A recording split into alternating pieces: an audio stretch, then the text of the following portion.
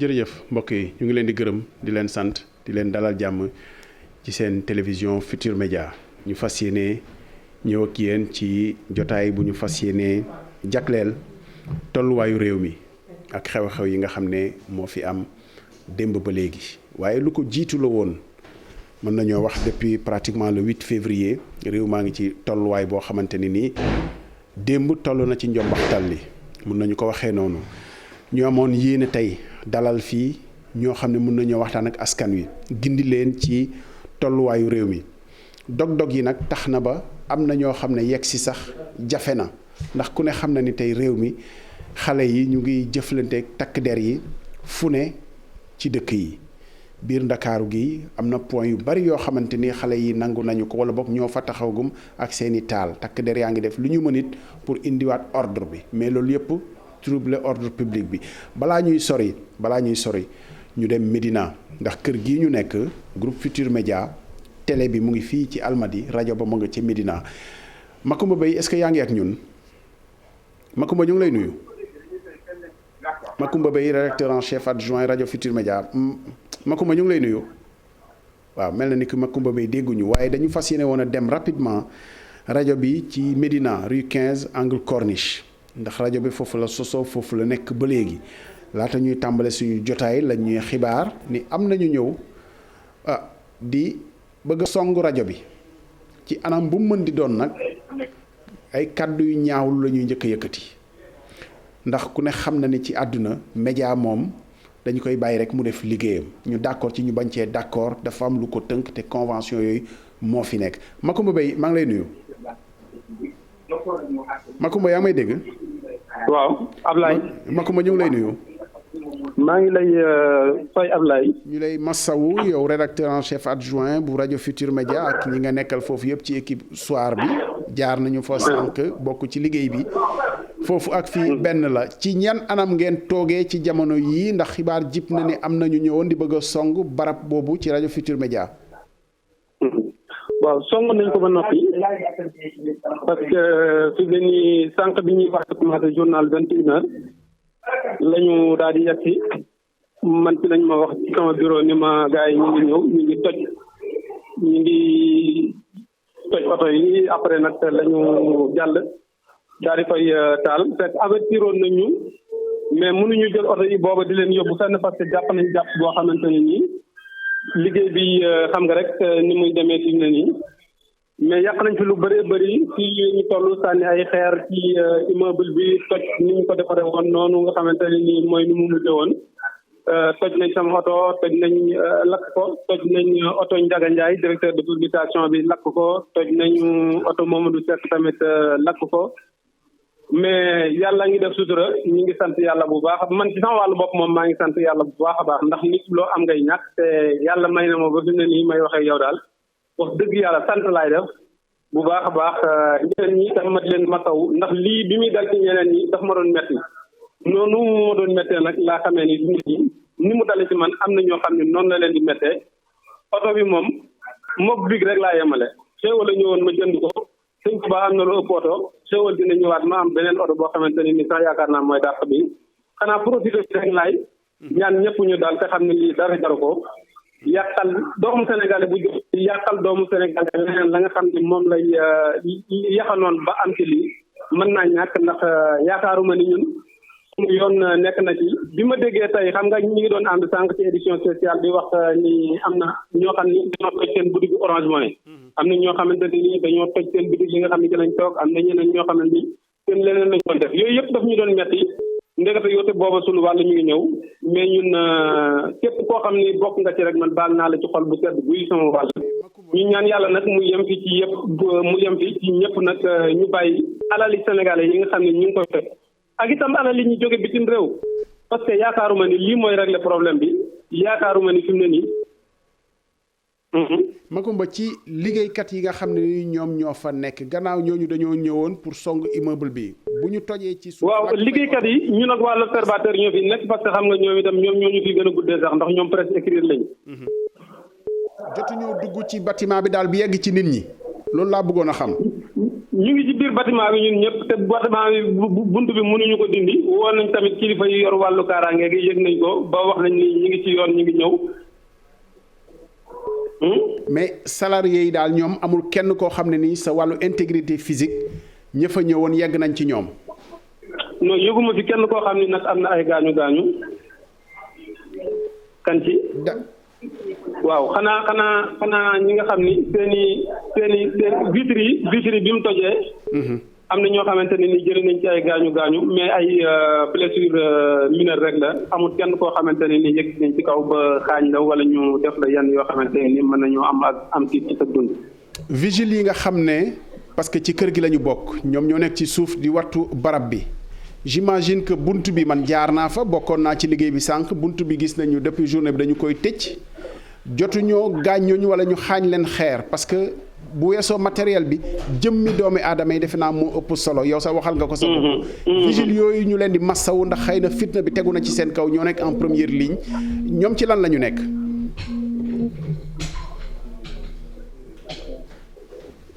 Makumba. waaw ñooñu di vigile yi tamit yaakaaruma ni amaguma xibaar ni am na ci koo xam ne gaañu na ñoom lijjanti nañ wax dëgg yàlla góorgóorlu xam nga ndiiraan moo xamante ni dañoo jóg ngir def lu bon yor ay xeer di sànni mais vigile yi gaaw nañ ba tëj bunt bi ñoom tam dugg ci biir ba fi mu ne nii yaakaar naa liñ fi mënoon a yàq daal yàq nañ ko liñ fi li des mën a duñ ci dara fi mu ne nii ndax ay mur la ak ay buntu weñ te ñu ngi yaakaar balaa yàgg itam ñu am ci wàllu kaaraange ñoo xamante ne nii dinañ ñëw ba lépp mën a jeex Ablaye. ñun ñu ngi ci télé bi rajo bi nan ngeen toogee programme yéen a ngi continuer wala dal xel bi moo amul ci lan ngeen nekk. programme fi mu ne nii continuer wuñ parce que jaxasoo am na ci gone yi ndax xam nga itam pour nekk ci am taax ñu taal oto ya nekkoon ci suuf ba pare di sànni ay xeer muy sell di la fekk ci dootoo am dal goo xamante ne nii moom ngay mën a liggéeyee. Makumba ñu lay jaajëfal saay bu la soobee xam nga ni foofu ak fii ñoo bokk saay bu la soobee ci waxtaan wi ñu dalal la ci muy ci la xew foofu muy leneen loo xam ne nii mën nga koo yokk ci waxtaan wi nga xam ne nii moom la ñu sumb ndax bu ñu ko defeewul foofu ci rajo mën nañu ko defee fii ci télé bi donc ñu ngi la koy yaatalal di la ci dalal di masawu ñooñu nga xam ne ni ña nga fa mënoon nañu faa fekk ndax ba ñu fa jógee yàggul dañuy faral di mës a wax nag dañuy mës di wax ci suñu kàddu ni li gën ci réew mi mooy lu diis bu tegee ci nit bu ko ku nekk nattee ci sa bopp xëy na danga ci am yëg-yëg loolu moo xew tey ñun yàgg nañoo natt jafe-jafey nit ñi ci suñu bopp tiis wu tegu ci kaw nit ñu natt ko ci suñu bopp lu weesu tey ci suba rek la ñu dalal ñi nga xamante ni ñooy syndicat wu station service yi ñu xam le ni day yàqu-yàqu yi nga xam ne moo am démb te tegu ci kaw ay station service nañuy yàq xam ne ay sénégalais la ñuy yàqal bu ñu jàppee ni enseigne yu bëyeeku bitim réew la ñuy yàqal ñu ngi ci njuumte ndax gisuñu kenn ku ñu arrêté wotoom muy marque bu nekk tugal ne ko wàccal parce que marque tugal la dañ koy lakk kon naka noonu la luy station service bu ñu ko taalee nañ xam ni alali doomi réew mi la ñu taal amul lenn loo xam ne ni bitim réew la fay dem lu dul ka yor franchise ba day liggéey fay ka nga xam ne ni moo ko jox ñu xamee ko noonu leneen lu fi nekk it bu ñu ko tëjee lu yàqu la ñun lay yàqul fitna bi defe naa ni kenn bëggu ko am na lu féewale nag ñaari boor yi nga xamante ni nii ñooy xeex balaa ñuy sori ci waxtaan wi may dalal suñu ñaari gan yi ancien député Cheikh Omar Sy fondateur OSIDEA maa ngi lay dalal Cheikh Omar. jërëjëf maa ngi lay nuyu di nuyu ki nga xam ne tey moom laa jàkkaar lool ci émission bi. maa di leen massawu li nga xam ne tey moom moo dal waa RFM. di ñaan yàlla tiis bi mu arrêté ñu mu gën a gaawee. Pape Mawa Diouf coordonnateur communication Benno Bokk Yaakaar di directeur général ASPD ma dalal la li nga xam ne nii moom nga fi fekk it buñ ci mënee sàkk waaye ma dalal la parce que président Youssou Ndour mu ngi en ligne après ñu dellu si waat Pape Mawa bismillah dalal jàmm. jërëjëf Serigne bi Cissé maa ngi nuyu tamit sama naataango bi ma fekkal waxtaan wi Serigne bi Dieye di nuyu Youssou Ndour mi nga wax ne mi ngi en ligne tey naturellement ñaawlu li nga xam ne mooy tiis bi fi am. tey jaale way jur ak mbokk ñi nga xam ne ñoo ñàkk seen bakkan tey ñaawlu lépp li fi am waaye di leen nuyu di leen gërëm itam di leen sant ci invitation bi ngeen ñu invité tey nuyu seen téléspectateurs yëpp ñi leen di seetaan fii ci Sénégal ak àddina bi yëpp. jërëjëf Pape Mawa Diouf li nga xam ne nii moom la ñu fas yéene woon waxtaanee ñu fàttali nii am na ñeneen ñu ko waroon a teewee maître Djibril Diallo dana bokk ak ñun ci waxtaan wi ci téléphone ndax moom it xat-xat moo tax yegsiwul ba bi mu ñuy woo di jéggalu honorable député Cheikh Oumar Sy yegsi woon na fa mu jógee barab yu mu war a jaar yëpp am nay xat-xat Amadou Ba bu Pastef waroon naa bokk ci waxtaan wi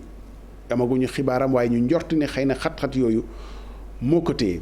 Pape Mahawa Diouf ci li nga xam ne moo xew diggante démb ak tey lan mooy njëkk a doon ay kaddu yoo xam ne nii mën nañ koo yëkkati ci tolluwaayu réew mi ñu fàttali nii démb la woon Ousmane Sonko war a wuyu ji dog-dog yi nga xam ne moo ci am mu am ci ba manifestation yi judd ci ba tey jii guddi gi ñu nekk suba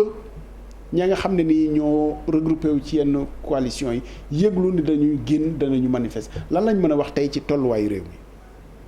waaw jërëjëf Serigne bi Cissé li fi xew ci tolluwaayu réew mi ñëpp gis nañ ko am na jafe-jafe bu am ci diggante ñaari citoyens sénégalais procédure bi dox na mu war a doxee.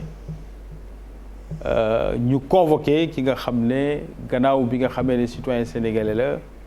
am na ak yelleef gannaaw bi nga xamee ne doon na député de l'Assemblée nationale du Sénégal muy ay institution mu laaj ay conditions pour mun a tontu yoon ñu jox ko conditions yooyu juge bi convoqué ko mu répondre ca anam ba mu répondre li ci des gis nañ ko mais loolu yëpp tey jaratu la wax li jara wax mooy li ñu gis tey di ko gis di ci teg suñu bët un vandalisme organisé ñoo xam ne ay samba boy la. organisé da nga yaakaar ni dafa am ñoo xam ne ni ñoo ko. organisé mais suñu xëyee terme précis. tey ci guddi di songu TFM ci anam RFM ci anam biñ ko songee c'est évidemment organisé loolu amul sax benn natable il faut que ñu taxawaat. xoolaat suñu doxalin ñun ñëpp xool suñuy kaddu dafa am kaddu yoo xam ne suñ la yaakaaree nga doon responsable doon kilifa ci réew mi waroo di ko wax muy jib ci ay noppi ndaw li muy indi comme conséquence mooy actes yi nga xam ne c'est des actes non maîtrisés parce que ñoom ñi ko woote woon finalement il est évident que lii xew maîtriser wuñ ko ñoom ci seen bopp su ko defee il faut que ñoom jël seen responsabilité appeler à la retenue de cette jeunesse ak ñi nga xam ne ñu ci bëri ñoo xam ne lañ ñoo xam ne amuñu conscience ou ñoo xam ne lañ ay ñoo xam ne la amuñu responsabilité di def ay yàq-yàq yi nga xam ne gis nañ ko di tooñ ñoo xam ne seen yoon nekkul wax dëgg yàlla sur le destin d'un homme qui a eu mal à partir avec la justice lié ak benn problème bu mu am ak beneen citoyenne sénégalaise nga ne du ma wujju justice dinaa taal réew mi réew moomu ndax Sénégal noonu lay doxee ndax Sénégal république boobu lañ ko buggal ndax Sénégal modèle de démocratie boobu lañ ko buggee ndax Sénégal modèle de respect des institutions et des libertés publiques boobu lañ ko buggal ñun su suñu bopp gisewuñ ko noonu donc li ñuy def mooy woote nit ñi ñu ànd ak dal ànd ak responsabilité Sénégal du yàgg ba ñu séddoo ko Sénégal du yàgg ba ñu di ko pàccoo ku nekk ngay jël sa morceau Sénégal leen rek la mun a nekk le respect des règles le respect de la loi et le respect de nos institutions loolu rek a mun a tax ñu mun a dund ensemble mais du xoqatal nit ñi du menacer leen du taal ay pneu ci mbedd mi mooy tax nga jël ab nguur ça ne se passe pas comme ça dans la République sénégalaise du héritage boobu lañ ñu jox héritage bi ñu sunu père fondateur yi jox ñoom ñëpp Cheikh Anta Diop Mamadou Dia Léopold Senghor Abdoulaye Wade et tous les autres du lii ñuy gis tey ci mbedd mi c'est pas comme ça qu'on organise notre démocratie et ceux qui sont derrière soi doivent faire amende honorable et appeler comme ils avaient appelé à sortir à faire le mortal combat comme ils avaient appelé à faire le combat des gladiateurs appeler à ce que les gens reviennent au calme loolu mooy responsabilité politique bi nga xam ne moom moo nekk ci responsabilité Pastef ak ci ñi mu àndal au plan de l'analyse des événements man loolu laa ci gis mais appeler surtout à ce que tous les citoyens ñu dellu ci dal parce que Sénégal sunu tradition politique du jaayante fitna xamuñu loolu lii lu fi bees la lu ñu mës a gis te nañu ñaan yàlla mu gaaw fi jógee incha allah. évidemment bu fi Pastef nekkoon ak ñi nga xamante ni ñoo féeti ci benn mbooru ku jege dinaa leen jox kàddu ñu wax ci Chérif Dia bu ñu mënee xool aussi Amadou Ba comme engagé woon na pour ñëw xëy na gàllankoor moo ko dab xamuñu parce que amuñu ci kàddu gu mujj mais mayoon nañ leen sax ñu ne dana assuré nañ dina am ku ñëw ñu ngi waxtaan seen biir pour xam kuy ñëw bu ñu leen mënee am ay téléphone aussi ce serait une très bonne chose Cheikh Oumar Sy est-ce que aussi description bi mun naa gàtt rek ci ni li xew tey juddoo na ci diggante ñaari citoyen parce que conséquences yi tey mel na ni ki origine bi xëy na jar na taxaw ñu jàngataat ko. jërëjëf bu nekkoon tey dafa yem rek ci ñaari citoyen ñu war a mën a ne lii yëpp du am parce que lii jur lii yëpp dafa am lu tax bu amul woon lu tax du judd man bokkuma Pastef bokkuma benn parti politique fu mu ne nii mais je suis un responsable di dëkk bi xam tamit li nga xam ne metti na ma tey muy am ci dëkk bi Sénégal yëpp di ko gis mooy yàqu-yàqu yi am violence yi am mort yi am warul woon tax ñu toog ba tey Sénégal en 2021 ñuy am lii di fàttali ne les violences yu mel ni amoon na fi en 88 Ablaye Wade fii fekk nañu fi ba ñuy wàccee Ablaye Wade fekk nañu fi donc on sait les choses comment ça historiquement Sénégal nu mu bindoo mais tey bu nekkee ñaari citoyen ñu ngi am jafe-jafe bu nit ñi amee ne xel ñaar ne am na loo xam ne mu ci ginnaawam ak am na loxo bu ci dugg rek mën na am ay jafe-jafe la indi coow li ba mu egg fii c'est vrai ñaari nit la mais dafa dem ba affaire bi nekk benn enjeu politique ña ko tourné ci enjeu politique yi les responsabilités doivent être situées tey aujourd'hui ñu ngi laaj suñu bopp ana le président de la République parce que dëkk bi nag mënul tàkk mënuñu gis li xew Ziguinchor xale yi dee fa mënuñu gis ay Auchan man ci le déplore parce que Auchan tey ñi fay liggéey ay sénégalais lañ tey 75% li ñuy jënd fii lañ koy jëndee du extérieur lañ koy jëndee station d'essence yi ay sénégalais la am naa ci sumay xarit yu ci bokk yoo xam ne ñu ngi yore Total mais tey est-ce que politique yi war nañu jël dëkk bi jël ko en otage ba nga xam ne ñi war a liggéey ñi war a circuler te seen yoon nekkul woon ci lii war a mën a am ñu dugg ci tuuxaduna bi est-ce que ñun war nañu respecter ñun en tant que politique war nañu respecter les sénégalais ba war leen tugal ci benn canevas boo xam ne amaluñu benn njëriñ xale yaa ngi ñu ngi toj ñu ngi génn ci mbedd bi di yàq kenn mënatu leen a contrôler fii kenn moo am kàddu mooy président de la république tey bu justice bi ni ñu ko yaakaare woon bu doon dox yoon nu mu doon doxee yaakaaruñu Sénégal dinañu am xel ñaar ba lii mën a am parce que dëkk nag justice dafa war a impartial justice tamit dafa war a wane boppam ci li nga xam ne tey warut a mën a féewule ay nit wala boole leen ci nee na loo xam ne mën nañ ne état loxo mu ngi ci ginnaaw parce que li indi dossier bi dem ba am conséquences yi nit ñëpp dañu jàpp ne dafa am lu ne ci ginnaaw wala dañu bëgg éliminer benn candidat gis nañ fi kaaw Khalifa Sall donc loo xam ne juddu na démb muy laam-laame di dem ba indi conséquences yi la ñu waroon a moytu li ñuy ñaan nag mooy président de la république war a mën a génn wax ak sénégalais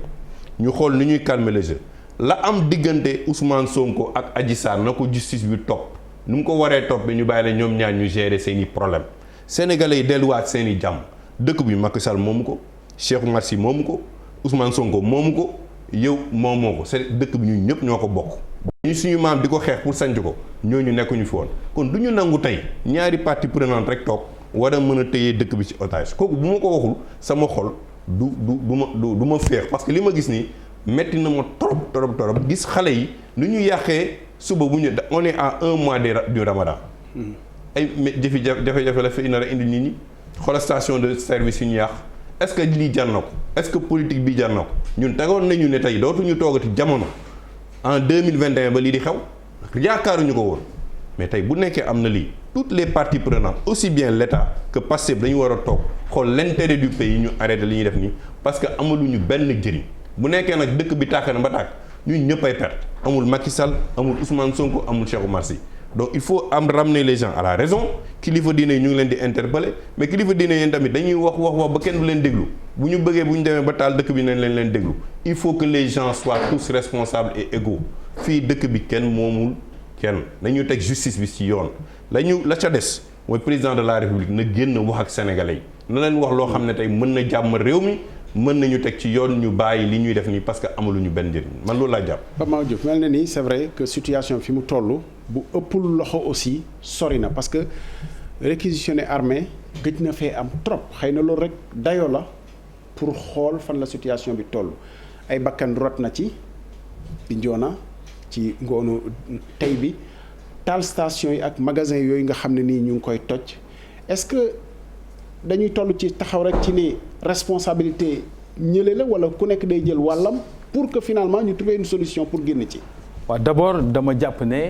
fii Ousmane Sonko am na ko fi teewal Cheikh Tidiane Dièye la. man Cheikh Tidiane Dièye man Cheikh Oumar Sy la. Cheikh Oumar Sy da ngeen a xaw a niroo. da ngeen a xaw a niroo non man toogalu ma fi Pastef. d'accord kon baax na. man toogalu ma fi précise dama il faut le préciser. c'est important je l'avais précisé j'ai dit ancien député. moo tax mu jaaxal ma c'est tout à fait bien. man du ma alors rectification boobu am na solo lool et c'est vrai ça change complètement la nature du. mais ci li mu wax da nga ci déggee nii. déedéet wax dëgg yàlla. moo tax mu bett ma sax apaisement bi daf ma xawoon a bett mais c'est vrai que niro bi physiquement dafa am dama leen di jaawatale systématiquement. waaw je pense que affaire bi moom c'est une affaire privée mënuñu muusa ko fexe ba expliquer ko neneen lu dul une affaire qui concerne deux personnes Adji Sarr ak Ousmane Sonko li am ñun ñëpp a ko fekkee laaj nañu ko ndax dina wuy ji mu ne duma wuy ji gendarmerie ndax député la suñu yëkkatee sama malaanu kiraay dinaa wuy ji te tegu ko ci yoon ndax convocation rek mënoon na wuy ji te dara du ko ci fekk député kenn mënu ko poursuivre kenn mënu ko rechercher c'est vrai mais mun nañ ko woo ci enquête laaj ko son avis mu tontu. mais droit am loon pour mu bañ a bu ko neexee déedéet su ko neexee mu bañ a wuy ji. voilà mais mun na mais gendarmerie la mu def ci cëram la. mun nañ ko nangul ni moom moo décidé. oui moo décidé ba na wuy ji mais bu mu ne dañoo salfaañee ay droit am bañ ko ne mu ñëw ci enquête ba salfaañee wuñu ay droit am moom mun na ne du dem et c'est son droit mu ne suñu yëkkatee sama malaanu kiraay ma dem ñu yëkkati malaanu kiraayam gis ngeen coow la ca juddu nee na awul yoon fi la xar mais li am ba des mooy yëkkati nañ malaanu kiraayam te demul juge bi convoqué ko mu ne du ma dem tegaat ci ne finalement dina dem ndax dañ ma ñaan ma dem. dernier acte bi mooy convoi bi ak li nga xam ne mooy l'autorité administrative bu ko ne nii ngay jaar mu ne du ma jaar loolu. mais convoi bi lan moo ci bees. ci loo xam ne nii juste pour mu leer rek quoi lan moo ci bees ci loo xam ne nii mënoon nañ ni gàllankoor bi am démb. waaw xam nga loolu ña doon responsable mooy le préfet ak loolu d'ailleurs bi ngi woon seen plateau laaj ngeen ko mu expliquer leen li ci ne mais li ma jàpp man xam ko l'autorité administrative bët bu set nga jaar fii mën na la déviation nga dévier jàll feneen. bët bu set nga dox biir Ndakaaru autorité administrative ne la bul jaar fii jaaral fii nga topp ci loolu ana problème bi li ñuy jàpp daal mooy wuy juwul te loolu yi tamit on maintient ñun la présomption d'innocence elle est permanente là les droits de la victime aussi mi ngi fi mais ba tey jii kenn indiwu fi leneen dans les faits ci li xew ci réew mi lu dul as ndaw bu ko jiiñ la mu ko jiiñ ak moom mu tontu ca lam ca tontu leneen amu fi waa nga ne dina taal réew mi nga ne moi je vais appeler à ce dernier combat je vais appeler à un mortal combat bàyyi leen seen clavier yi ngeen génn ci mbedd mi nga ne je vais salir les mains de Macky Sall oui son œuvre funeste ñi ngi ciy teg suñu bët tey lii la wax nee na je vais salir les mains de Macky Sall moo ko wax ci gémmiñam ngeen di ko dégg lu mu munti demee il faut que ñu xam ne sunu réew mi ñoom ak l'opposition mun nañ jàpp ne li ñuy liggéey baaxul doy leen dañ ñu fi bëgg a jëlee mais c'est ça la règle du jeu démocratique et c'est leur droit ñun nous avons le droit de défendre notre projet politique ci sénégalais yi ñu jox ñu confiance ñu poursuivre notre mission mais kenn warul jàpp ne ci taal ay rajo taal ay télé menacer nit ñi attaquer les institutions publiques attaquer l'Assemblée nationale attaquer le juge attaquer sunu institution yëpp parce que yow simplement nee nga doo wuy ji le juge tous les démocrates sérieux et responsables suñu taxawul bañ lii ñi ngi créer un précédent dans notre histoire démocratique ndax dans notre histoire démocratique élection moo fi fal nit ak un projet politique mais pas taal ay pneu pas attaquer ay magasins avec les instruments de travail des gens pas attaquer les instruments des médias c'est pas bien loolu mënuñu ko nangu te suñ ko nangoo ñun sénégalais ñun ñëpp ñu ngi nangu loo xam ne ëllëg ñun ñëpp mën nañ ci màtt suñu baaraam. mais ci taal loolu c'est important qu'on le rappelle. Les choses sont très simples et très claires. Une jeune fille de 20 ans a accusé de choses graves M. Ousmane Sonko, qui est député. La procédure a été respectée. On lui a demandé de répondre. Il n'a pas répondu jusqu'à présent. Mais surtout sur l'aspect, il a répondu, il n'a pas répondu, les procédures, ça c'est du juridisme. Mais son discours et son appel à l'insurrection, dañ ko war a bañ ndax mooy conséquence bi ñu gis. lan moo fi bees ci diggante bi ci loo xam ne doon nañu ko toléreel nit ci jamono ci wax bu dëgër ñu jàpp ni rek wax kujje politique bi la que tey su ko nit waxee ñu teg ko li nga xam ne nii moo ci la ñu nekk ci yoon ci Ousmane Sonko parce que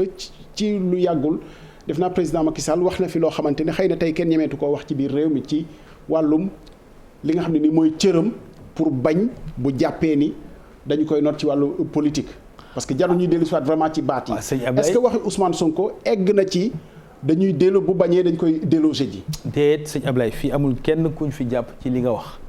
délit d'opinion moom amul ci réew mi amul kenn. ku fi wax mbir. non ñu ne la mbir moom nga wax moo tax ñu jàppale. si am na ñu jàpp sax ni parce que dañ leen a soupçonné ni dañoo waxante seen biir loolu kay moo fi nekk. déedéet fii waaw wax ma fan. su amee fii bàyyi ma wax mu leer rek bàyyi ma wax li ma wax mu leer ndax ñu déggoo. non mais da nga ma laaj ma jox la exemple bi. non li may laaj laa bëgg a laaj mu leer. su amee fii Sénégal.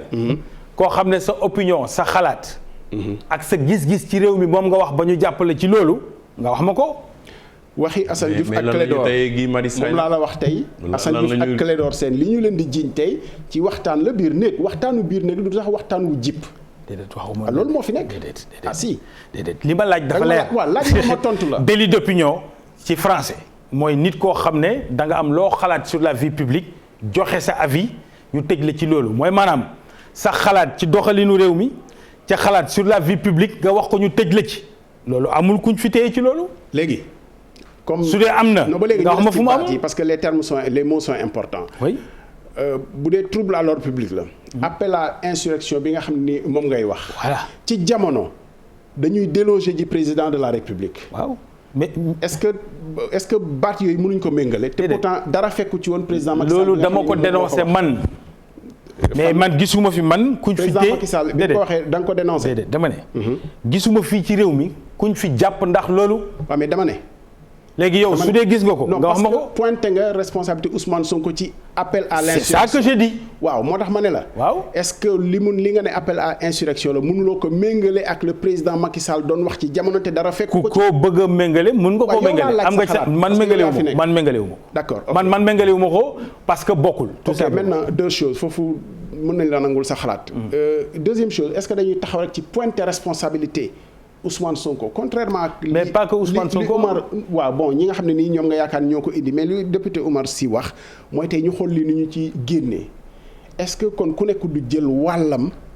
pour ñu xool li ci kanam te bañ a taxaw xëy na ci diggante diw ak diw la rek parce que duñ ci génn bu boobaa am déet. moo tax ma ne il faut appeler à la sérénité en particulier ñi nga xam ne ak les responsables de la société civile. Les responsables de l'État. De l'État, mais tout le monde, tous les acteurs. Appelés au cas, en tout cas, dégoûtement de la part de l'État,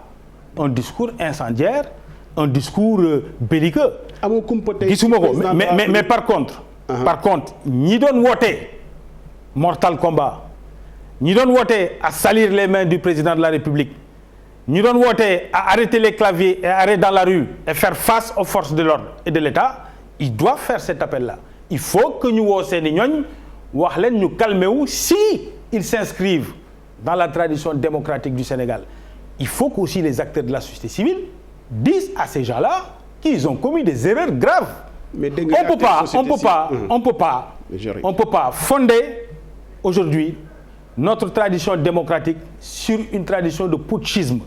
et sur une tradition de sédition et de discours incendiaires. Quand j'ai vu le leader de PASTEF dire que la pacification de la zone sud était faite contre lui, c'est grave. Toute la nation sénégalaise doit se lever d'un seul homme pour dire que c'est inexact te waru ko wax parce qu'il y va de la cohésion nationale. Nous sommes en train de laisser des précédents qui peuvent avoir des conséquences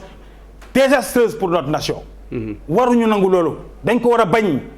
Mais ñun, les gens peuvent ne pas être d'accord avec nous. Ils peuvent ne pas être d'accord avec certaines de nos méthodes. ils peuvent ne pas être d'accord avec certains de nos profils, mais il y a un fil rouge qui fait que nous sommes la nation sénégalaise. Quand on la piétine et que ça donne ces conséquences-là, képp ku bëgg Sénégal da nga war a jóg. taxaw ci dénoncer ko avec la dernière énergie. amoo tey kumpo ci fi mu toll nii réew mi président de la république mi njaboote ñëpp waxu ci yéeyu ci yàbb ci c'est-à-dire ci situation réew mi sax ci toj yi manifester yi ak tension bi nga xam ne peut-être mën nañ ko njortu ëllëg. waaw xam nga l'État ak son mode de gestion am na lu muy gérer je pense li ma jàpp su wax jotee les autorités de l'État le feront souverainement et le feront au bon moment li des kay fi mu toll nii mooy fexe ba nga xam ne le trouble actuel ñi nga xam ne ñoo amoon les discours incendiaires qu'on les appelle à tenir des discours de pacification et de responsabilité parce que loolu mooy dëgg ñii génn ci mbedd mi génnuñu comme ça ex nihilo xam nga aussi nous sommes le même peuple ñun ñëpp bokk man dans ma famille. rek est-ce que nit ñi guuxu. dama la bëgg a expliquer manifester seen opinion aussi moom laa lay bëgg a expliquer mais moi dans ma propre famille très proche il y a des militants de Pastef. c'est-à-dire li xew du lu ñuy naxante suñu biir dañu xam lan la Ousmane Sonko moo woo xale yi ñu génn ci mbedd mi def li ñuy def. te loolu nag fekk dénoncé wuñ ko suñ ko dénoncé wul. on laisse un précédent dangereux. Ça ne veut pas dire que nag la responsabilité elle est unique elle est toujours partagée. mais loolu moom loo xam ne la. Cheikh Omar Sy est-ce que bu ñu taxawee ci lii ma war a jiitu pour pacification est-ce que dinañu ci génn c'est-à-dire na kii dénoncer ba pare wala kii def appel à la paix ba pare. responsabilité état fan la toll. mais responsabilité état mooy garantir la sécurité des personnes et des biens yi nga xam ne tey moom la yore mu jiite leen. xam nga ñun ci plateforme Jàmmi Réew bi li muy wax ni dénoncé nañ ko. dañu dénoncé mais dénoncé nañu les arrestations abusives. ni muy waxee nii ne nañu dénoncé le discours na dem ci li nga xam ne tey moom la ñu bind ñun ci li nga xam ne mooy suñu déclaration plateforme Jàmmi Réew. on a dénoncé ces propos là. on a dénoncé li nga xam ne tey ñi gis ne ñi ñu ngi woote pour ñu bañ a respecter institution yi. gëmul ni moom arrestation abusive. wala mais loolu yëpp ne dem mais Guy Marius Sagna mu ngi prison. te dégg nañu ñu ngi ko summi ñu ngi ko dugal à l'isolement il a fallu que ñu intervenir ñu génnee ko foofu mais fan la ñuy sénégalais Guy Marius Sagna ak loo ko bëgg a waxal ak loo ko mënta waxal c'est un sénégalais patriote comme tout le monde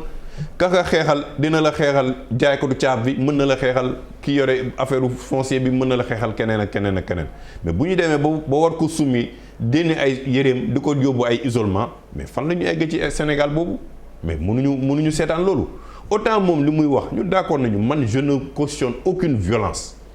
man parce que gis naa conséquences yi ci yeneen dëkk yi mais xool leen Tunisie li fi am xoolal Libye li fi am xoolal yeneen dëkk yi mu fi am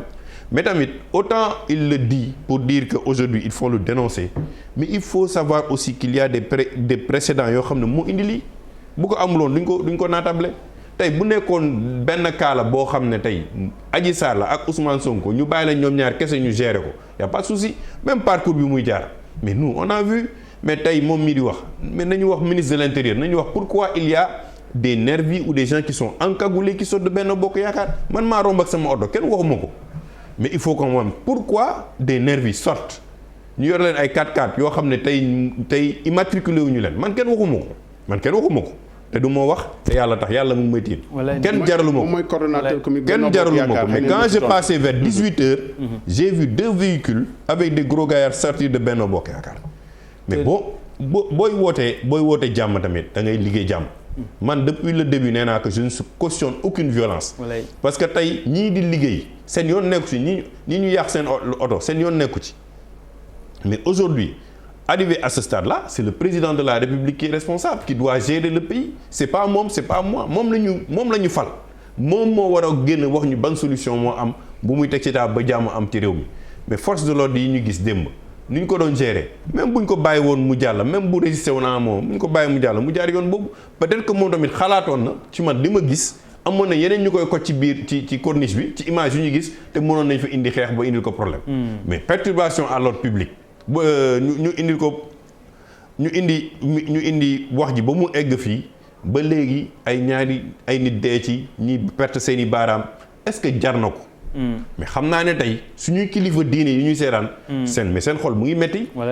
day metti parce que tamit dëkk bi dafa am nu ñu ko tabaxee ak fu ñu ko sancee ak fu ñu ko teg injustice baaxul man je demande au président de la République de sortir, de parler aux Sénégalais. Autant on demande à l'autre partie de revenir à la raison, autant on demande au président de la République de faire face à ses responsabilités. faluñu ma faluñu ko. moom la ñu fal moom moo yore réew mi moom moo war a génn wax ak sénégalais yi wax leen lu leer loo xam ne dina calmer ñëpp bu boobaa ñu xool lan la ñuy bu nekkee poursuite am na ñu xool ñu jaarale ko ci yoon bu nekkul poursuite amul ñu bàyyi Ousmane Sonko mu demal boppam bu ko yàlla mayee moom tamit mu présenté wu en 2024 bu ko joxee réew mu jox ko bu ko joxul dina ko jox keneen mais on ne peut pas prendre le pays en otage mais on est dans un pays où actuellement on est à 2 ans du pétrole et du gaz. On a des enjeux sous-régionaux. On a tout ce qui nous entoure.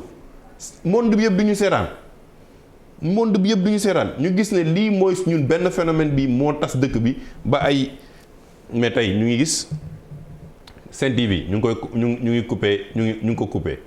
Walf TV ñu ngi ko coupé. mais autant aussi on n'arrive pas à ça il faut qu'on ramène les gens à la raison nañu bàyyi nit ñi def seen liggéey. ñu raisonné waat ni ñu dellu xale yi delluwaat dem jàngi déjà pandémie bi maa ngi fi metti na gis nga xale yi génn tey ñi ci ëpp ànduñu Ousmane Sonko mais xiif moo leen génn loo dañu sonn man Guédiawaye laa dëkk am na ñoo xam ne xiif moo leen génn loo am na ñoo xam ne coono moo leen génn loo am na ñoo xam ne tey seen kër amul woon benn lekk ils en ont profité pour dugg ci Auchan yi jël lu ñu mën a lekk lu ñu naan on le déplore mais am na fuy dëkk di toll ci économie bu nit ñi sonnee gisuñu espoir gisuñu dara gis nañu xale yi dem immigration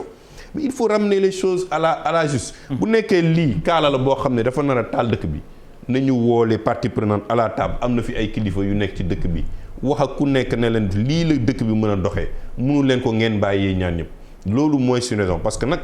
à la fin de la journée on est tous des Sénégalais. 16 millions de Sénégalais. ñaar mënuñu të 16 millions de Sénégalais. ñaar mënuñu të mais il faut aujourd'hui que justice soit rendue. Absolument. Man je dis que si aujourd'hui Sonko peut sortir pour la paix dans ce pays là dem toog ñu poursuivre ko ni ñu ko war a jaarale y a pas de problème man nee naa man bu nekkee Adji Sarr nee na moo ko toog nañ ko poursuivre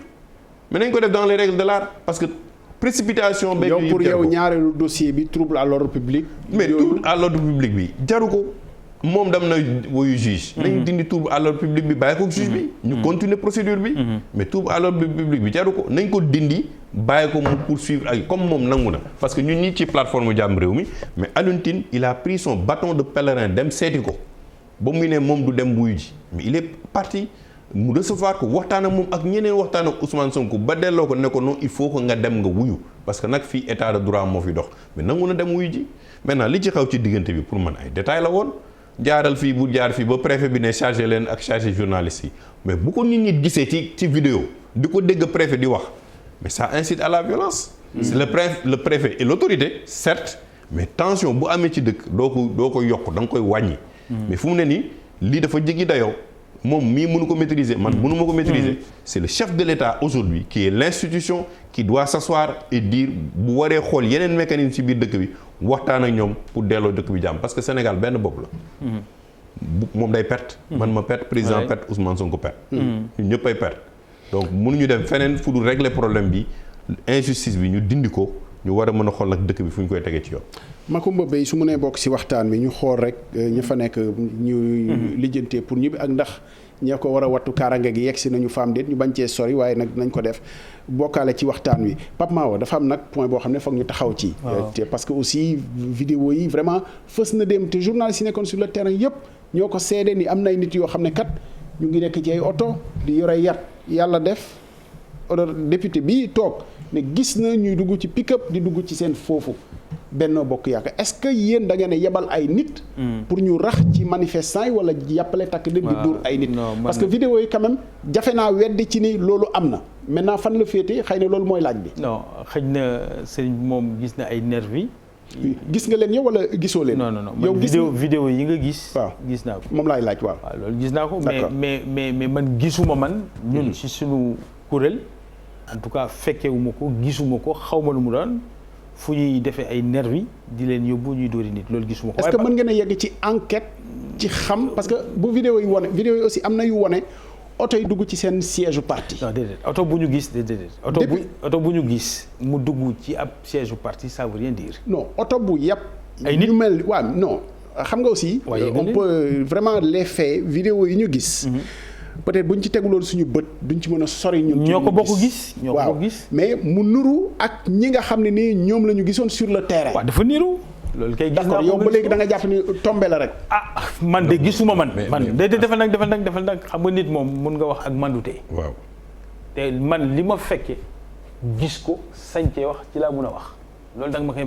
may naa la ko. gisuma fekkewuma et je dénonce toute forme déglu ma rek. toute forme de violence. d'où qu'elle vienne violence ak fu mu munti jóge dama koy dénoncer. te loolu suñu coalition aussi daf koy dénoncer je peux parler au nom de la coalition de ce point de vue là li ci des nag mooy la violence baaxul gis nga sëñ bi. mais point boobu bëgg naa ñu taxaw ci balaa ñu continuer. est-ce que comme dañu leen ko jiiñ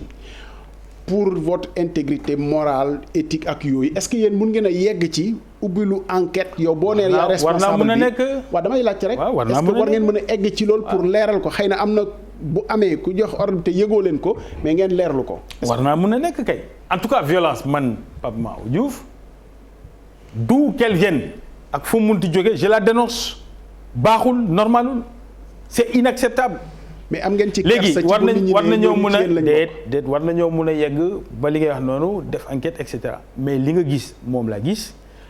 nañ pick-up bu yebi nit dugg ci biir siège bi très bien. et alors mais ñu nuroo nag. defal nag waa niroo nga wax rek waa defal nag rek weddiwuma mais dama bëgg aussi ñu wax des propos responsables.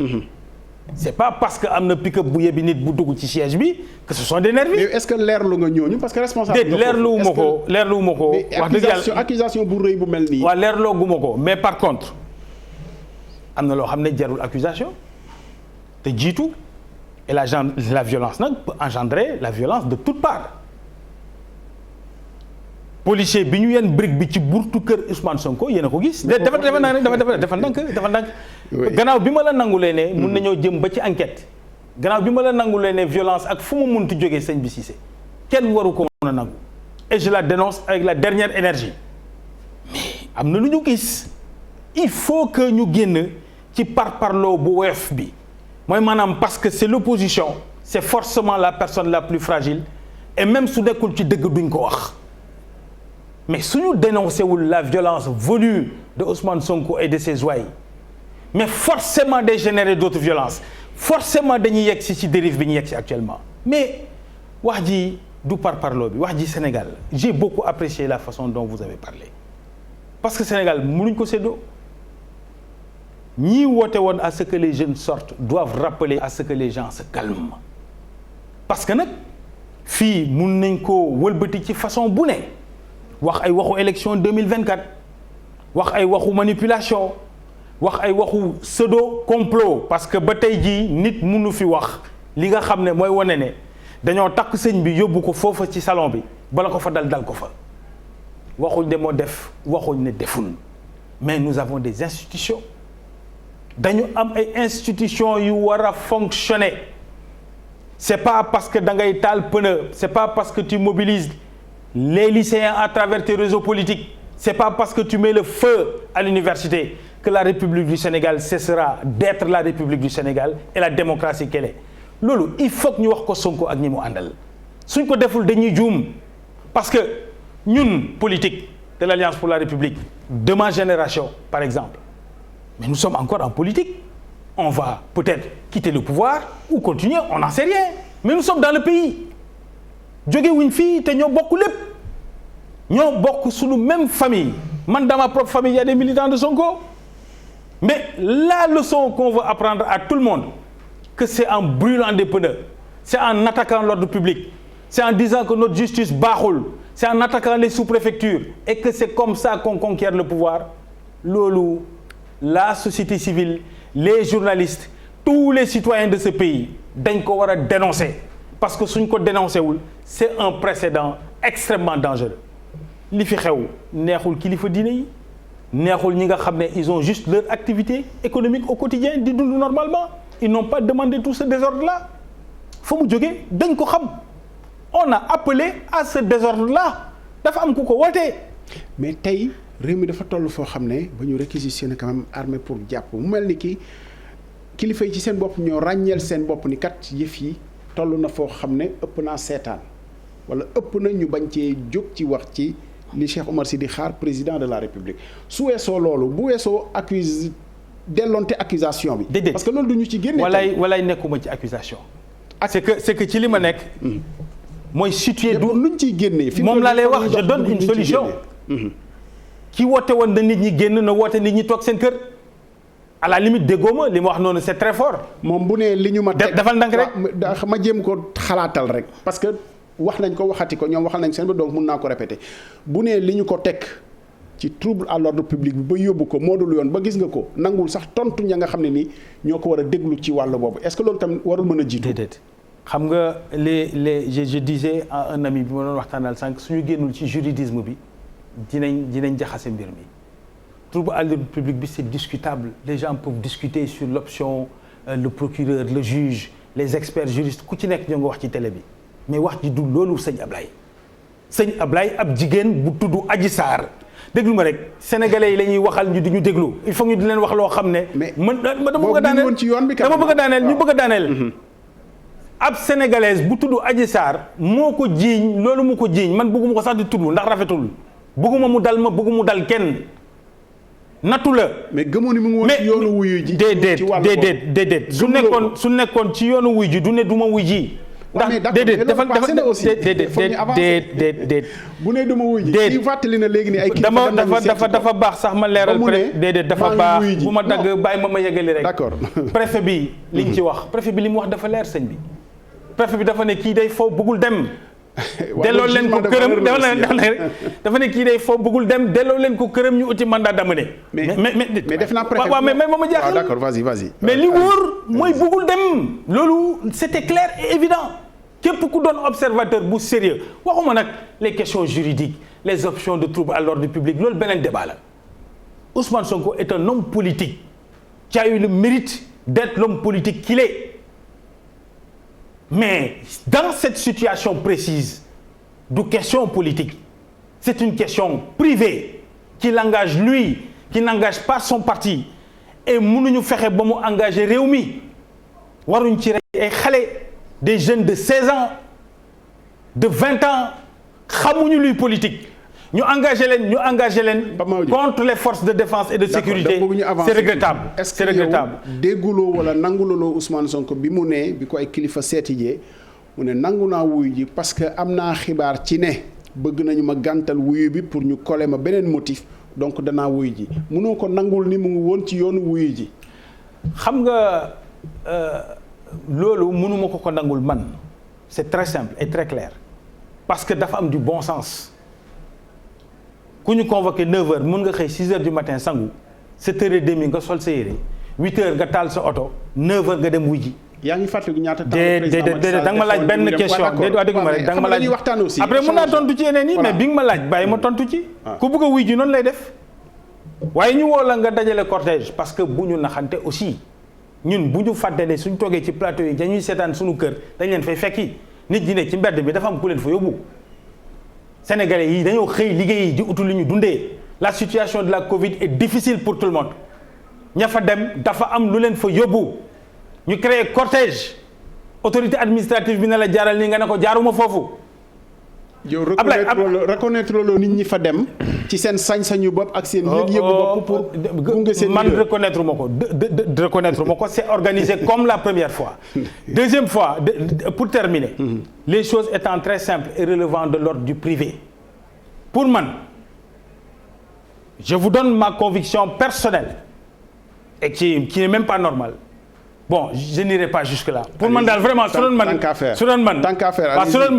doon man ma dem teggituma tout simplement mu jeex. mais par contre dire que dans cet espace privé là c'est un complot c'est le président Macky Sall. mais vraiment on avait dépassé ça. waaw mais le juge non on peut pas le dépasser. voilà non ci waxtaan bi. non le juge waxtaanee nañ ko fi yéen ay yoon. le juge n'est pas bon. l'Assemblée nationale n'est pas bonne. la justice n'est pas bonne. la police n'est pas bonne. ça devient dangereux. mënuñu doxee noonu dégg naa ko mu wax ni dégg naa ko aussi mu wax ni police gendarmerie def nañu enquête bu mucc ayib loolu aussi mën nañu ko répéter je pense. oui mais après avoir dit autre chose. est-ce que bu ñu tënkoo ci ay diw wax naag wax xam nga mooy li xew léegi bu ñuy ni ko xale di waxee vaar c'est-à-dire indi waxu nit démb waxi nit tey mu waroo te loolu mënoo ci àtte nit est-ce que war nañoo tënku rek ci non comme wax na lii ci loolu lañ koy àtte. non xam nga fii li may wax dëkk yoon moo koy doxal. mais par dafa fàtte ne président Macky Sall bañ ko woowee délégation moo ko topp. est-ce que bokk ci woon sax moom mii. ñu bëri ñoo ko topp ànd ak moom soutenir ko. bien sûr am na wala amul. bien sûr nee naa la Sénégal histoire la dañ koy bëgg a set peut-être que dañ koy bëgg a gaaw a fàtte rek mais ñun ay gune 88 la ñu peut-être que tey réseaux sociaux yi moo tax affaire yi gën a garaaw mais ñun fii Abdou Diouf xeex nañ ko fi xeex yu metti ak Ablaye Wade dañuy fàtte xanaa dafa fàtte chaîne vélo yi ba ñu utiliser chaîne vélo yi di dem di xeex université di dal ci kaw policiers yi dañ ko fàtte mais ab 2012 Macky àndoon ak ñun ñuy xeex man maa ngi nekkoon fii 23 juin nekkoon nañu fii place de l'Obélisque ñuy xeex Ablaye Wade ci sa yëg-yëg lu ñu nangu woon jamono jooju tey mayuñu ko nit ñi. mais mayuñu ko c'est-à-dire que tey état xam nga état dafa metti yow li nga doon nangu démb moom ngay bañ tey la nga doon nangu démb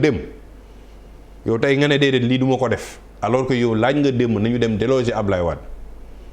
tey peut-être que Ousmane Sonko moom tamit wax na ne appel à l'insurrection l'un dans l'autre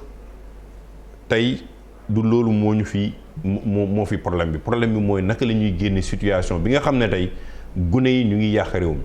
autant ñuy nee ne tey na waa Pastef ak leur leader appelé au calme autant on dit au président de la République parce que bu ñu fàtte nag xam nga sénégalais yi dañuy déglu le président de la République c'est lui-même qui a dit que moom am na ay dossiers yoo xam ne moom moo ci teg loxoom ba affaire bi éclaté bu ko neexoon mu teg ci loxoom mu ne naa ci def sutura parce que day indi problème mais bu nekkee yow da ngay ne am na ay dossiers yoo xam ne garaaw na mais da nga ciy teg sa loxo mais bii doo ci teg sa loxo sénégalais yi day ne kon y a la justice à deux vitesses mais bu nekkee bàyyi nga ko sax mais bàyyi ko mu jaar yoon ni mu war a jaare parce que tey procédure bi lañ ca mënta wax ak gaaw ak pression bi ci am ak wax ji ci am moo indi tension bii man sama yoon ne xam nga man du ma dugg ci vie privée jàmbur c'est ça xaw ma lu mu fa wuti woon c'est ça xaw ma lu mu fa doxi woon xaw ma lu mu siqaloon ak Adji Sarr kooku moom la Adji Sarr ak yàlla jeex na justice moo ko mën a àtte absolument mais aujourd'hui est-ce que ce cas là jar nañu taal dëkk bi pour man jaru ko nit ñi ñu ngi liggéey si ni ñuy liggéey Macky Sall moo war a génn ne ñu sénégalais yi on va trouver une solution à ça parce que il faut que le pays revienne dans la sérénité xale yi il faut ñu jàngi fonctionnaires yi il faut ñu dem seen yoon secteur privé bi il faut mu continuer liggéey nu muy liggéeyee dinañu trouver solution ci cas bi na ñëpp dellu li ñuy wax trouble à l'ordre public bi mais trouble à l'ordre public bi nañ ko teggi mu ngi toog ci odom même bu préfet bi waxee loolu moom mu ngi toog ci odom jàpp nañu ay garde du corps am mais tey comme egg na foofu mënoon nañ ko escorter rek yóbbu ko mu dem continuer yoon bi ba egg ba tribunal bàyyi kook juge bi mu def ak lu mu mënta doon mu bàyyi kook juge bi mu dem mais ça a créé une situation tendue bu ñu indil bi li bu ñu ko bàyyi woon mu dem depuis dem même bu jaaroon buntu université dem yoonam egg na bu yàgg devant le juge tey nee na moom du tontu juge bi tant que dindiwuñu ordre tant que dindiwuñu trouble à l'ordre public bi peut-être que suba mu laaj leneen mais li may wax tamit mooy il faut que nous tous qu'on revienne à nos responsabilités yàlla joxuñu ñu nekk ay kilifa wala ñuy jiite ay réew wala mu boole ñu ñi ciy jiite pour ñuy yàq dañu boole pour ñuy defar bu nekkee ñun nag dañuy jiite pour yàq bu boobaa bu subaa bu ñu yàlla mugalee ñu xam ne ñun ñoo ko def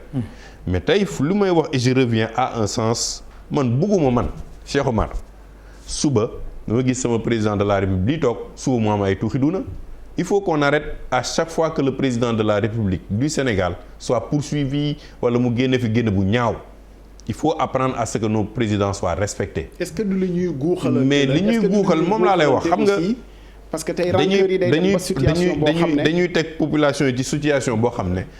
man bu ma nekkoon président de la République je sors et je dis clairement que je fais pas un troisième mandat parce que bokk na ci débat bi di gën a yokk tension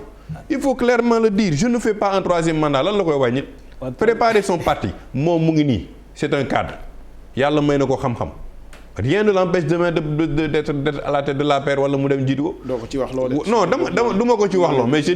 dis tu ne peux pas être quelque part sans avoir des ambitions man loolu laa gëm ces ambitions du président de la République yàlla may na ko 2 mandats lu ko yàlla may mënu ko jeexal mën na préparer keneen ñëpp ñi ci des ñëw bokk ci kuréelu élection 2024 que ce soit Karim Wade que ce soit Khalifa Sall que ce soit ku nekk nga ñëw citoyens yi ñooy décider kan mooy nekk président suba mais on ne peut pas à chaque fois prendre le peuple en otage pour une question de dañuy war a falu wala faluñu waat parce que xam nga ay détails yu ndaw ñooy tegaloo ba indi tension bu mag. kenn xalaatul woon ne situation bi dina ñëw en 2021 en pleine pandémie fu économie di gën a méttee fii nga xam ne nit ñi ñuy wut li ñuy lekk ak lu ñuy naan gisuñu xaalis gisuñu dara on se retrouve à parler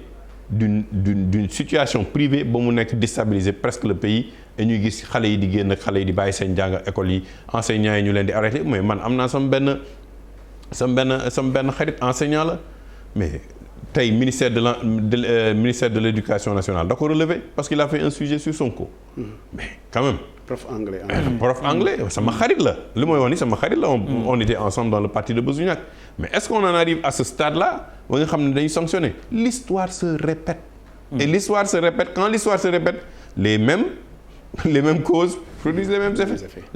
loolu nag la ñuy moytu parce que on ne peut pas être dans un cycle redondant suñu taxawee ci li nga xam ne gëm nañ ni moo indi xëy na fitna bi ci mujjee parce que ba démb jàpp nañu mu ngi ci yoonu dem te amoon na dal trouble à l'ordre public bi nga xam ne jël nañu ko yóbbu te ay avocat am ne dañu ko capturer c'est le terme même qui a été utilisé ci jàngat parce que yaa ngi remonté ba Macky Sall président Macky Sall bi muy wut bi mu nekkee premier ministre ba ñu woolu ko Mbaboor gunge ko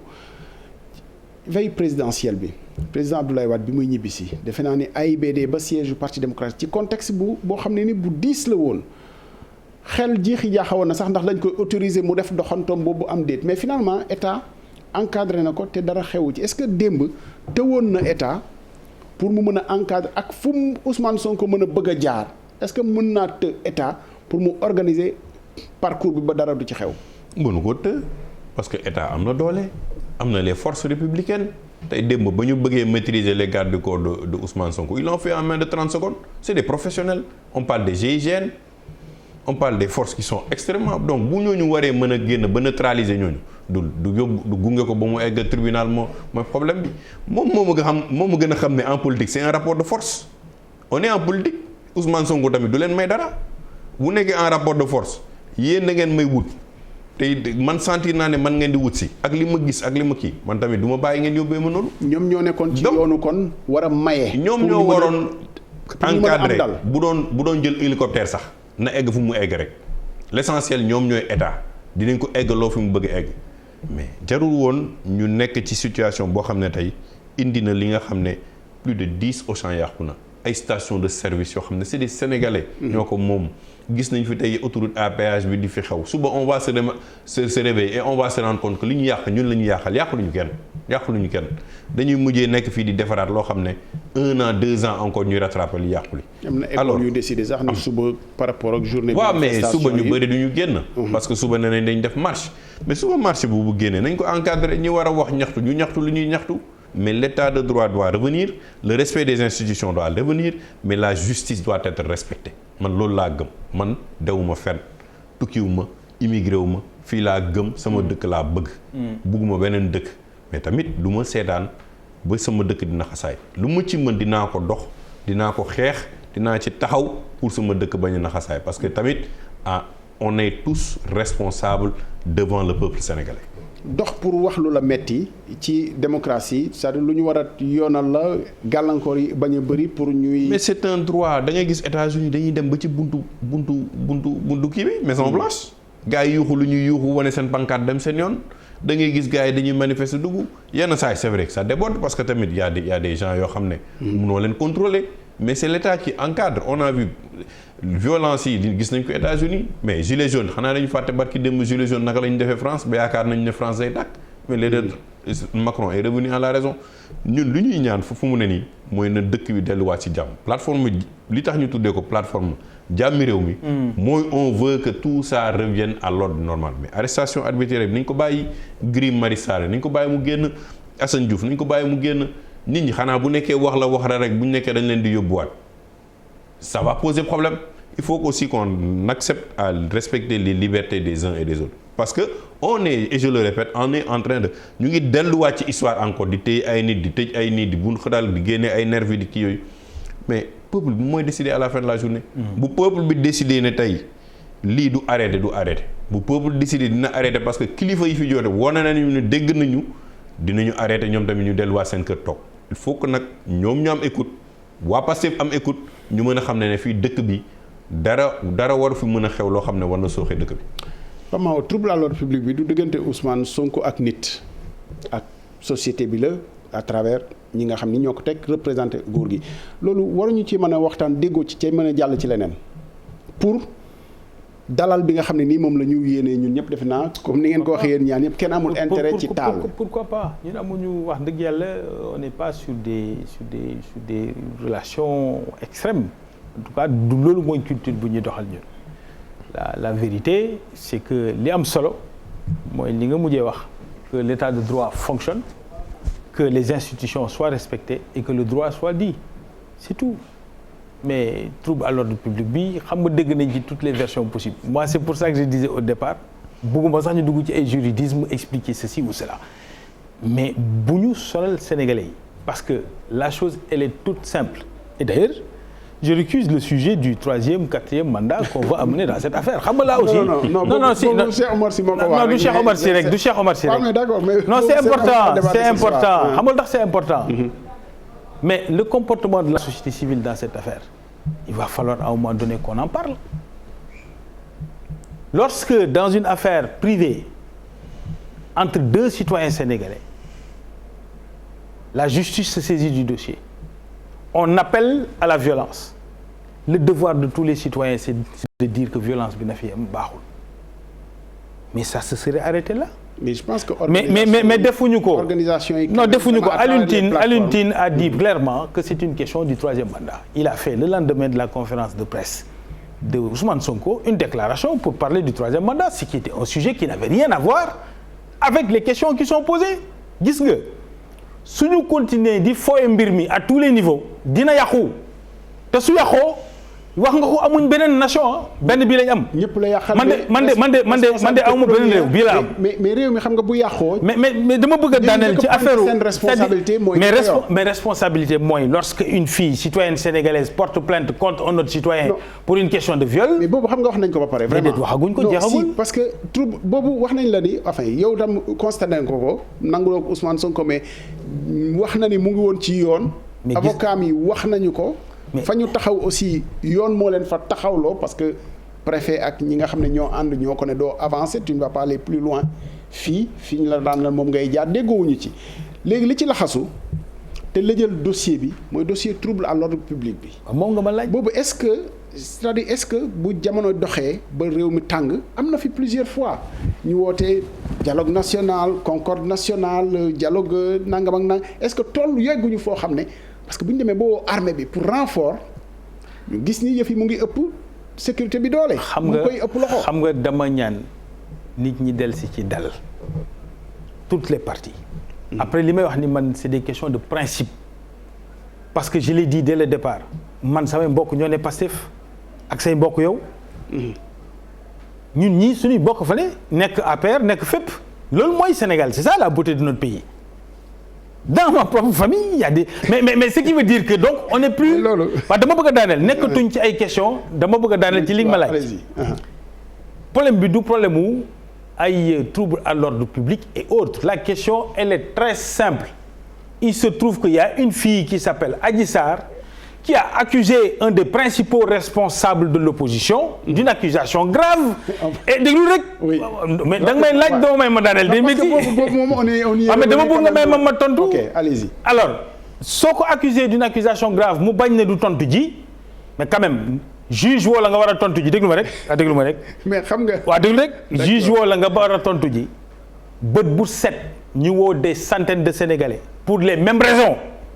convoqué leen ñu war a dem wuy ji déglul. mais mujjanteel mu ngi doon kenn ci ñoom du jël cortège dama nag rek kenn waaw déglul waaw bon kon munu gannaaw munu ma tontu ma bàyyi. non xam nga parce que trouble à l'ordre public bi ci laa bëgg a tontu mais tu veux pas me laisser aller au bout. non si je veux vraiment. c'est-à-dire kenn ci ñoom du organiser un désordre tel que tu l'as vu pour aller répondre au juge et de ce point de vue man gis naa ci manque de volonté mais en tout état de cause loolu du wax ji lii wax ji mooy ñi nga xam ne fii may wax ak yow nii ñi ngi toj RFM ñi ngi taal yenn structure publique ñi ngi agressé ay Sénégalais dans la rue et pour ça il faut que et la société civile et surtout ceux qui avaient appelé à un mortal combat appellent à une pacification. loolu c'est normal. ce serait bien yàq nañu fa mais heureusement le matériel est sauf encore. Symboliquement c'est très fort que de s'attaquer physiquement. Historiquement on avait en souvenir un pouvoir qui attaquait des médias. Pour la première fois c'est l'opposition qui attaque des médias. c'est même criminel vraiment di lakkee oto jàmbur te xamuñu la fa nekk nit mënoon na faa nekk leneen ak leneen xajoon na ci mais loolu dinañ ko lijjanti. Au téléphone Sarré directeur de l'école du parti chargé de la formation à Pastef Moustapha Sarré maa ngi lay nuyu ay. bon nañ ko lijjantiwaat xam naa ni peut-être xaar bi moo yàgg mais ñu lijjantiwaat ko mu ñëw Cheikh Omar Sy encore une fois on a l'impression que tey li xew lu ñu mënoon prévoir la par rapport ak démb am ci njort mais est-ce que tiital nga Sénégal ci bëccëgu ëllëg bi rawatina ci guddi gi bi ngay ñëw xam nañu fi nga jaar yëpp jéeg si bi jafe woon na teel ngaa jóg nag est-ce que am na war nañoo am njàqare pour ëllëg ba tax xëy na bu nit ñi ku nekk boo tëddee ba waxtaan ak seen njëgënaay bu ñu xëyee mën a gàttandu li nga xam ne ni mën naa doon fitna pour ñu dalal yëf yi. waaw mais xam nga tey fu mu ne nii wax fa dëgg yàlla ba may ñëw sax dama tawatoon forcément mu indi parce que responsabilité par rapport ak dëkk bi moo tax ma jóg. nit bu la yàlla mayee ndoom mu tàng ak lu mu tuuti nga war a mën a wax loo xam ne war na mën a indi jàmm ci réew mi war nga ci dox fu mu ne nii. kenn moo mën a indi la paix dans ce pays mooy le président de la République moom li mu wax nee na ne société civile bi ñoom defuñu seen liggéey ñun plateforme bi jàmmi réew mi on a interpellé aussi bien. est-ce que mën naa préciser waxuma ne société civile bi defuñu seen liggéey dama ne am na ci benn wàll boo xam ne mun nañ effectivement intervenir très tôt sur les questions de violence pour que mu bañ a yegg. waaw mais xam nga violence yi. mais la société civile j'ai beaucoup de respect pour la société civile sénégalaise. société civile bi. gisuñu violence bi ñëw. on a averti nee na lii ñuy gis nii. muy dem arrestation yii ak lii ñuy gis muy ñëw dafa nar a indi problème. yàlla dañu def suñu déclaration interpeller l'État interpeller le discours de Pastef. ñu gis li mu jur nii aujourd'hui il faut trouver une solution pour apaiser le pays je ne suis pas un génie mais li ma xam mooy tey président de la République war na ci dugal loxoom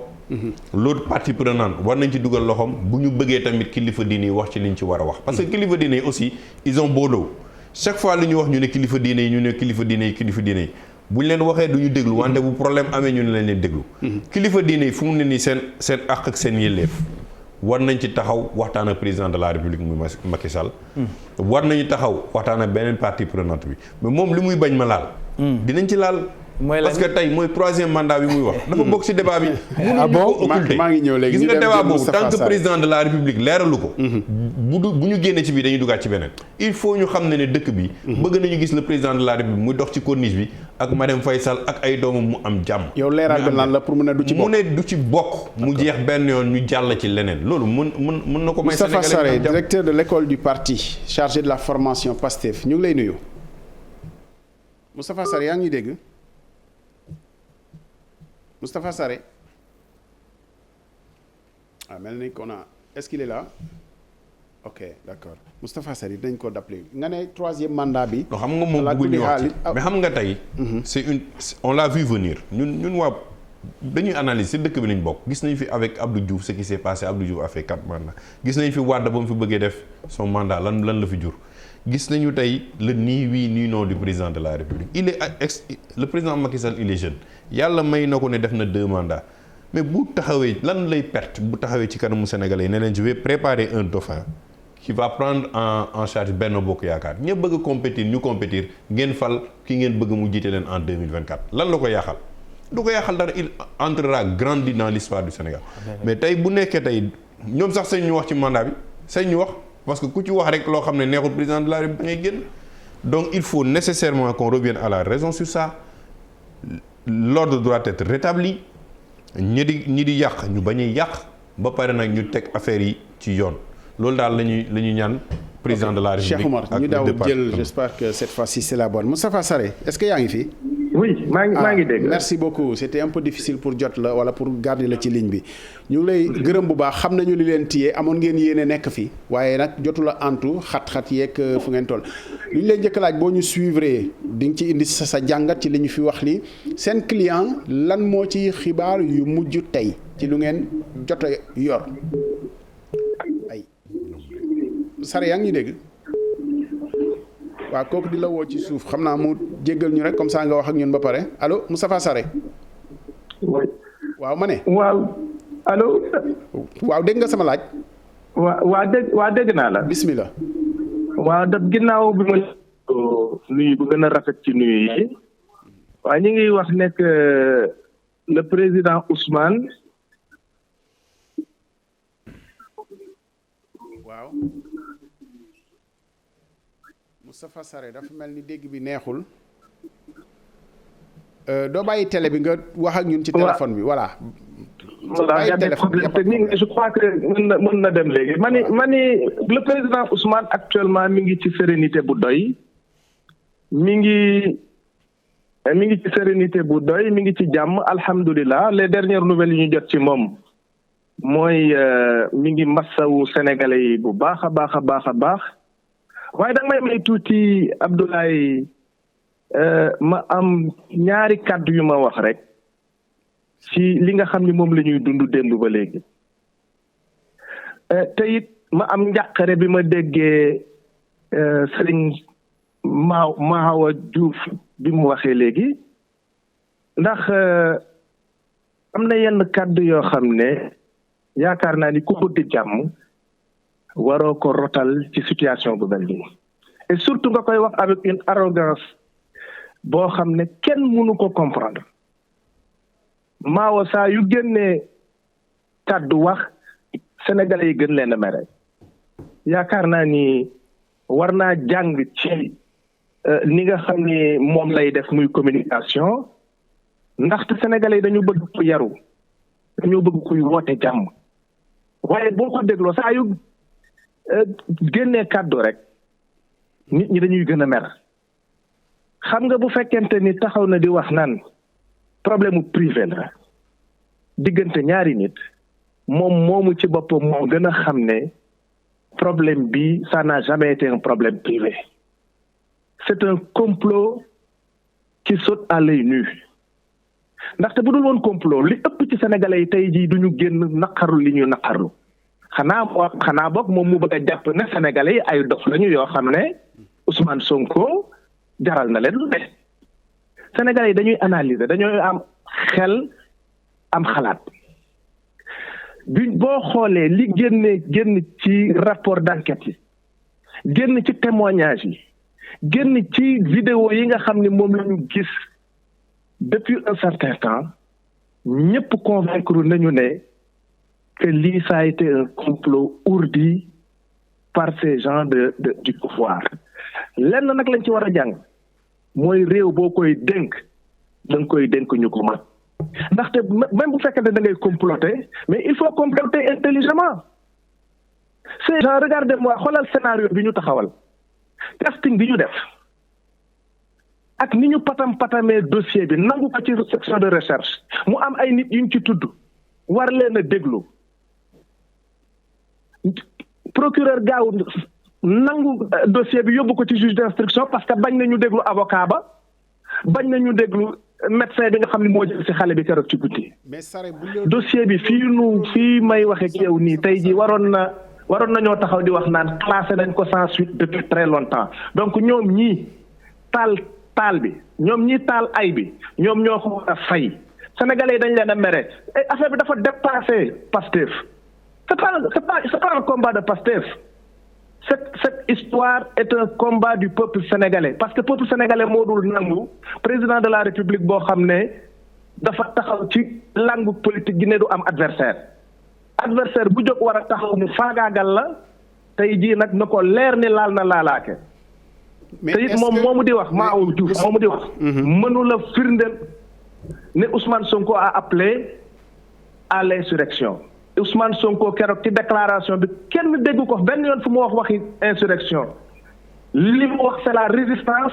à l'oppression et la résistance à l'oppression est un principe constitutionnel. Chaque citoyen am nga droit appeler à la résistance à l'oppression. mais ci point précis bi nga xam ne moo war a nekk ci yoon yéen lan moo ci seen xalaat ñu dem lijjanti ko ci yoon wala pour yéen boobu dañ ko war a teg ci suuf bi nga xam ne moo dox ci digganteem ak ndaw si. mais ñun yoon la ñu bëgg bu ñu bëggul woon yoon kon Ousmane Sonko du jóg këram fajar ne day dem wuy ji le juge mais trouble à l'ordre public bi ku ko indi ku dul les forces de l'ordre keroog li ñu déployé ci moyen mënoon nañoo encadrer n'importe quelle manifestation ba fa mu yegg te keroog on a vu que ni la volonté d'aller chez le juge boo xoolee Ousmane sax ça sauté à l'œil nu Ousmane ku ko gis xam ne keroog bëggoon naa jàkkaarloog juge bi. léegi ci li ci suñu kanam ci bëccëgu ëllëg bi est-ce que li mu fi wax aussi mun naa ko bàyyi mu tontu mu waxaat ko ci woote jàmm ji est-ce que ñëpp mën nañ cee dox pour woote dal. jàmm ji lenn dong moo ko bëri indi ñoom ñi taal bi nañ ko fay ñoom ñi nga xam ne ñoo créé complot bi ñoom ñoo war a fay taal bi parce que ñoo ko taal réew nag erreur mënta weesu nga dénk ko ñu mel nii ñoo xam ne amuñu niveau bëgguñu réew mi amuñu benn patriotisme ñooñu ku leen dénk réew ci giraawaali rek lañ koy teg ñii dañoo bëggul réew mi te amuñu niveau bañ leen ko tàmbalee wax ba léegi sénégalais yaa ngi soog a gis nag firnde bi parce que booy comploter sax nga comploter intelligemment au moins mu wóor la ni yow tey jii nii boo créer benn scénario sax nit dina xaw a am tuuti vraisemblance mais parce que nit dina organiser violu boppam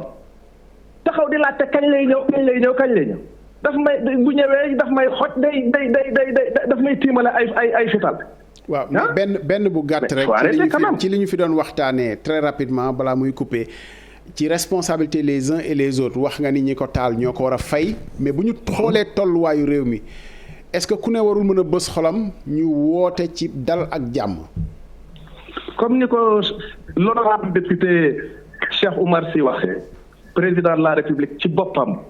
moo war a jàkkaarloog sénégalais yi ne leen damaa juum je reviens à de meilleurs sentiments te problème mu troisième mandat bi déjà dinaa ko teg ci suuf ba pare boole ci su ma amee un adversaire politique dinaa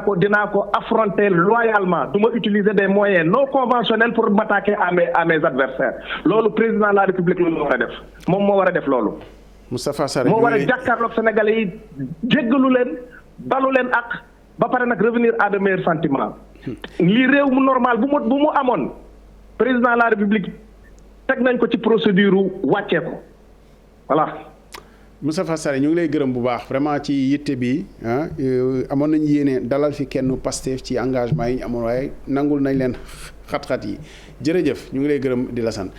honorable député Cheikh Oumar Sy balaa muy tontu est-ce que position yi maa ngi ñëw léegi est-ce que position yi dina jafe concilier parce que dafa mel ni quand même ku nekk da nga taxaw ci fi nga nekk donte melul ni. mais nag ñii la ak doon na baax nga may moom ma tontu ko. ok tontul après Cheikh Oumar. parce que quand même dans l'orthodoxie des choses mënuma indexer de cette manière. mais xam nga moom aussi dañ ko mën a mais parce que yaa waxoon tu es communicant comme moi xam nañ li ñu def quoi waaw loolu baaxul. d'abord jàppalu ma ko dara li mu wax ci man yëpp su dee man am na ci ni may doxalee nu ko choqué maa ngi koy tuub di ko jégalu c'est pas l'objectif donc wax na ci man loo xam ne man du ma ko wax ci moom ndax mandute waaye li may déplorer mooy la menace à peine voilée sur moi parce qu'il appelle il parle c'est un leader d'un parti te loolu da ngeen ko war a dénoncer. menace et il m'indexe moi personnellement déglu rek dama lay wax ci naka waaw da nga may déglu ni nga koy dégloo moom dama lay ñaan nga dégloo ma noonu ba ma daaneel